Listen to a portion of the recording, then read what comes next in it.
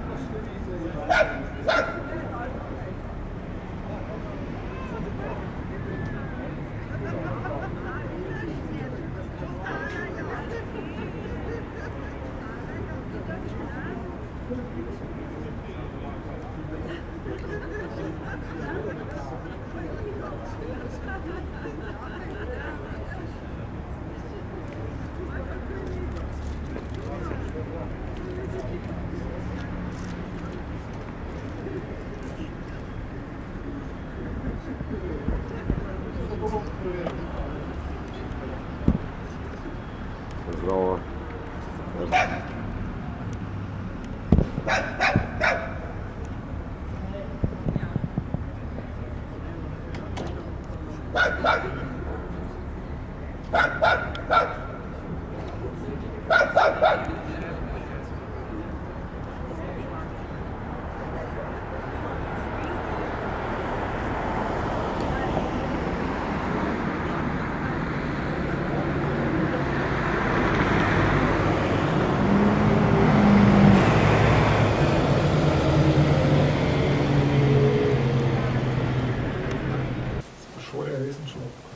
Seveda. Se sem pa skupno pokoj. Zdaj več kot nekaj. Čak moram pa gledati. Dan.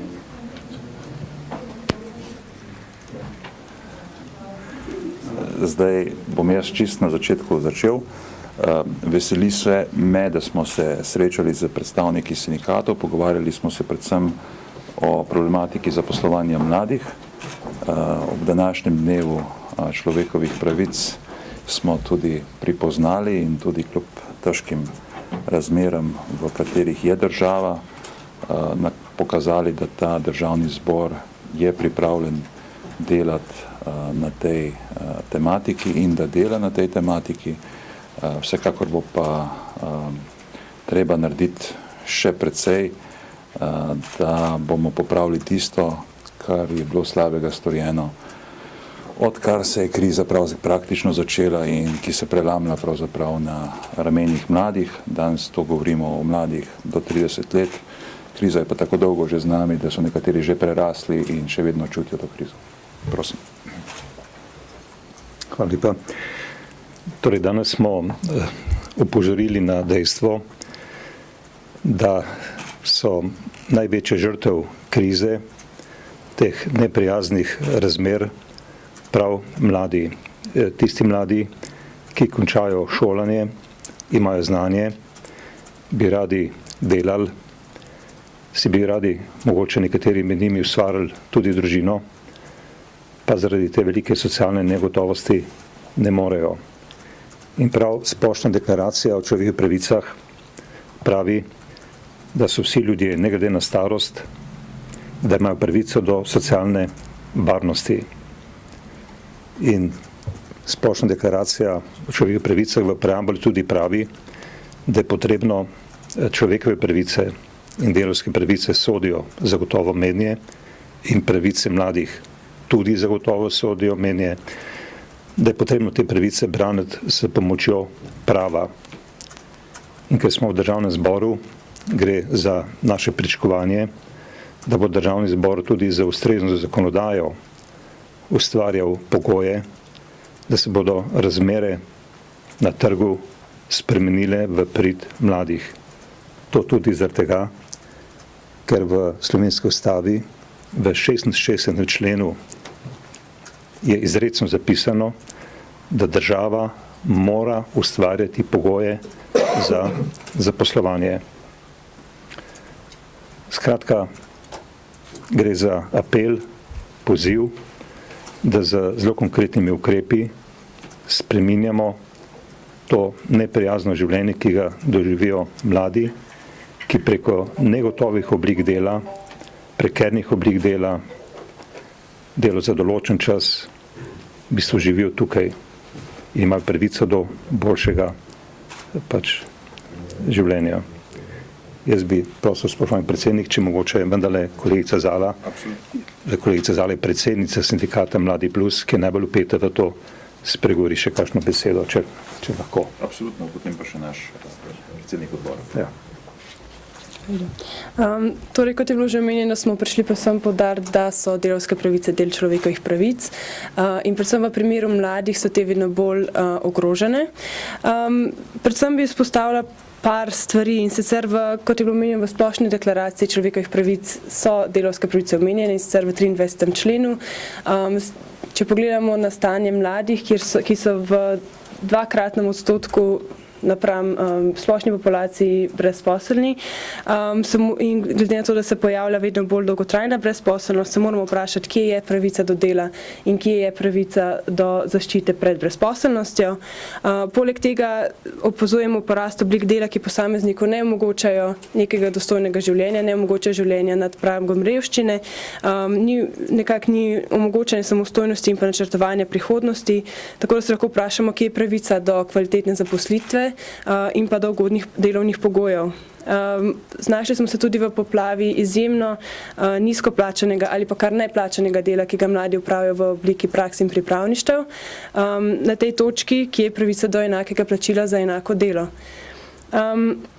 V vsej tej zmedi se je izgubila tudi neka ta ideja enakih možnosti, možnosti enakega dostopa do recimo pridobivanja izkušenj, ker če smo se znašli v svetu, ki zahteva večmesečno ali kar celoletno upravljanje neplačanega dela, je seveda jasno, da si to lahko privoščijo le nekateri v naši družbi. Želimo opozoriti predvsem na to, da so zaenkrat rešitve strani države, ki so predstavljene, predvsem rešujejo problem samo delno, samo na nekaterih področjih in da je treba nekako se zavedati, da če na eni strani krpamo neke male stvari, če na drugi strani režemo nove luknje, to pač nima nobenega učinka. Hvala. Še gospod Vrošpikl. Hvala lepa. Jaz se seveda zavedam, da kriza, ki upam, da počasi prehaja v eno prosperiteto gospodarsko in je bila v preteklosti v naši državi, nje niso zakuhali mladi in ne smejo nositi največje, oziroma sploh ne smejo nositi cene za pretekle zgrešene odločitve oblastnikov. Jaz ob tej priložnosti lahko povem, da smo včeraj na odboru za delo, družino, socialne zadeve in invalide, ki mu predsedujem, tudi z veliko večino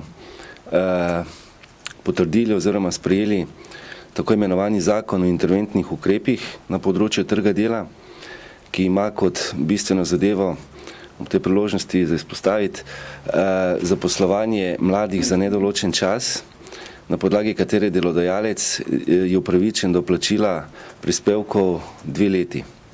Jaz mislim, da je to ukrep, ki se je v letošnjem letu izkazal za zelo uspešen, če lahko temu tako rečem, se je prijel. Čez 2400 zaposlitev mladih, mlajših od 30 let, se je zaposlilo za nedoločen čas. Ocene v naslednjem letu pa bi naj bile, se pravi, okrog 5000 takih zaposlitev. Jaz seveda ugotavljam, da pravice mladih so del temeljnih človekovih pravic, pravice do zaposlitve in dostojnega plačila dela. In jaz vam zagotavljam, da se bomo poslanci v tem sklicu parlamenta zavzeli za vse takšne rešitve, ki bodo sistemske, dolgoročne in bistveno, kar je pri tem, zagotavljali bomo mladim tako zaposlitev kot dostojno plačilo dela. Izpostavljeno je bilo tako imenovano volontersko pripravništvo. Res je, to se je v zadnjem času preveč razpaslo, ni bilo mišljeno, ko se je nekako vzpostavila kot oblika dela, kot oblika pripravništva na trgu, da bo dosegla take neslutene dimenzije, in zagotovilo pristojnih na Ministrstvu za delo je, da bomo to zadevo sistemsko reševali, in kot rečeno, bistveno in pomembno pri vsem skupaj je, da bodo tako mladi, manj mladi, starejši, vse generacije imele možnost zaposlovanja, možnost zaposlitve, možnost dela, predvsem pa dostojnega plačila za upravljeno delo, ki bo omogočala dostojno življenje in, če smo pri mladih, tudi kreiranje družine in prosperitete na dolgi rok. Hvala lepa. Kakšno vprašanje? Hvala lepa. Hvala. Hvala.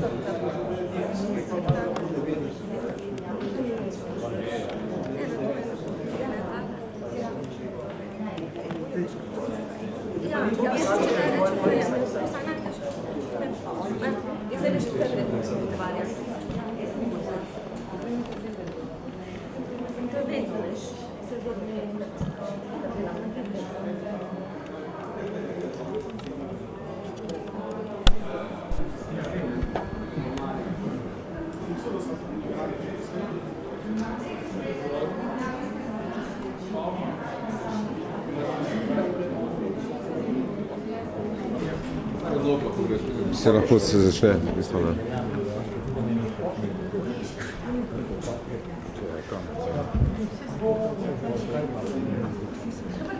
Dobar dan.